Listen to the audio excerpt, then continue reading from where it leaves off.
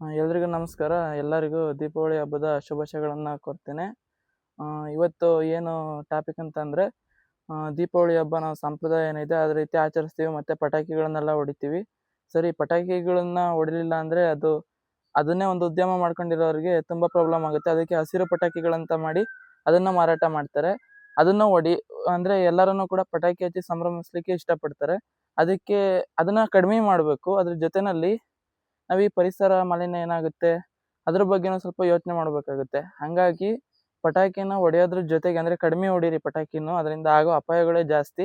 ಅದ್ರ ಜೊತೆಗೆ ಹೆಂಗಿದ್ರು ನಾವು ಪಟಾಕಿ ಹೊಡೆದ್ಬಿಟ್ಟಿದ್ದೀವಿ, ನಾವು ಪರಿಸರಕ್ಕೆ ಏನು ಕೊಡುಗೆ ಕೊಡಬೇಕು ದೀಪಾವಳಿ ಹಬ್ಬದ ಪ್ರಯುಕ್ತ ಅಂದರೆ, ಪ್ರತಿಯೊಬ್ಬರು ಕೂಡ ಪಟಾಕಿ ಹೊಡೆದವ್ರು 2 ಗಿಡ ನೆಡೀರಿ.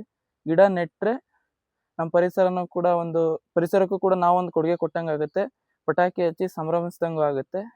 ಗಿಡ ನೆಡೋದ್ರ ಮುಖಾಂತರ ಈ ದೀಪಾವಳಿ ಹಬ್ಬವನ್ನು ಆಚರಿಸ್ರಿ. ಎಲ್ಲರಿಗೂ ಮತ್ತೊಮ್ಮೆ ದೀಪಾವಳಿ ಹಬ್ಬದ ಶುಭಾಶಯಗಳು. Thank you.